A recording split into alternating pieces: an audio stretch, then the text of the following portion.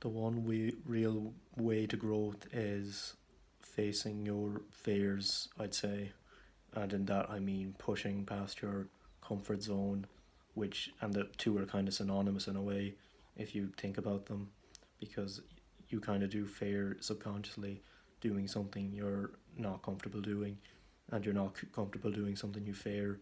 So it's really a circular thing, and one will lead to another eventually. So one of the best ways to grow is to take on new challenges and do something that you're not able to do. So if you see yourself utterly failing miserably in a task, it's probably a good thing, because if you were just winning all the time, there'd be no challenge. So you wouldn't be forced to adapt and improve to that thing. So it's good to placing ourselves in uncomfortable environments that we're not going to succeed in, or even at first survive in, because that way we can see what needs to be done and push past our comfort zone to actually adapt to this scenario. So it's really the only way to grow when we encounter these situations. And when you're actually getting down to doing the thing itself, don't think so much. This is the one time you shouldn't think about what you're doing, because that way your brain's just going to convince you um, it's not going to work, and that things are just going to end up worse for you, which probably isn't the case at all. I think that you should ignore your instincts at first, and then just see what happens afterward. Like make the mistake. It's probably not that bad of a mistake, but if you make it, um, then you'll just know it's a mistake, and then you'll learn from it. So make sure to just do the thing before thinking about it too much, unless it's this really bad thing. Then of course, be careful. But at first, don't think about it an awful lot. And I think that facing your fears is traversing into the unknown. It's not surrounding yourself with something that you're comfortable with, or something that you're already familiar about and that you already know everything about. If you go into this industry that you're kind of a rookie in, then that's leaving your comfort zone.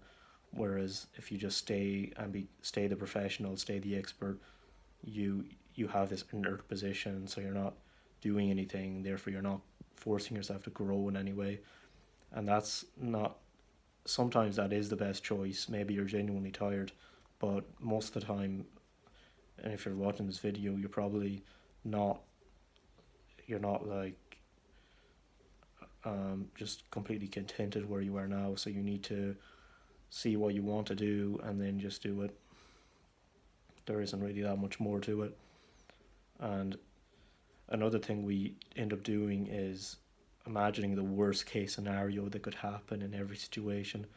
And this is just an extension of beginning to think, which in itself is a mistake. So thinking is going to just cause our brain to analyze whatever wrong could happen. And that's to be expected, because our brains kind of have adapted over thousands of years to just think, look at what's ahead of us and then see what the worst possible thing could happen. If you're coming over that hill and there's about 20 lions on the other side, then that's your brain doing its job. But if you're about to send an email to some customer and you think that they're going to be offended about what you say, then that's probably not your brain working well. Just have common sense. Your brain probably doesn't work a lot for you in the modern era, because there's a lot of emotion attached to decisions that aren't worth your emotion or your time dwelling on them so much. Make sure that you don't get too mixed up with all that. And I think that the only way growth can increase is from you pushing your comfort zone, as ugly as it sounds and even uglier as it is. It's the only way to grow. You just need to experience some kind of pain, usually, if you want to actually grow in something. And this needs to be, as I said before, consistent. It needs to be applied.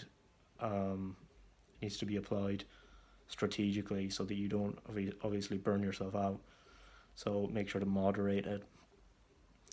moderating just means you just lean beyond your edge and you don't go too far, or else it's just gonna mess with your brain. And if you don't go far enough, then you're just gonna stay in your comfort zone, which is obviously the mistake most people make. So just push yourself a bit further out there, lean just at the edge, and just be a bit uncomfortable with your routine in life. I know that's what I'm doing, as I'm incrementing my work time. It's just a bit uncomfortable. It's I'd say significantly more uncomfortable at the beginning, but after 10 days, it's really not too bad, and the time feels short again until I increment it once again, and that's me leaning beyond my or just beyond my edge, and I'm moderating it successfully.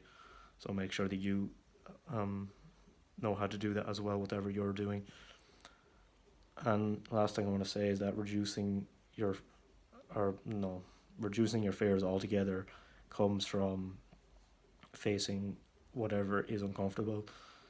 So if you face something uncomfortable in one area of life, then you're not going to be as uncomfortable with the other thing in other areas of life. If you don't fear the pain of a gym workout, then you're probably not going to fear talking to another person right after that gym workout if you're socially awkward and you're not used to talking to people. And that's what I mean. It really just all connects together, and your brain forms these more neural connections to resist the level of fear that's stopping you from doing things that you want to do.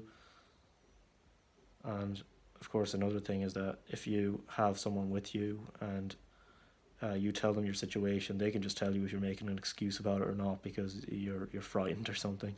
So maybe have an accountability partner, and you act as an accountability partner for them as well, and make sure that you are both honest and you can face your fears together. That way, it's probably a more fun process to grow, and it's less serious, and it's not really so intimidating anymore. So yeah, make sure you leave your comfort zone in just a little bit in every area of your life. Stay beyond your edge and keep it moderate.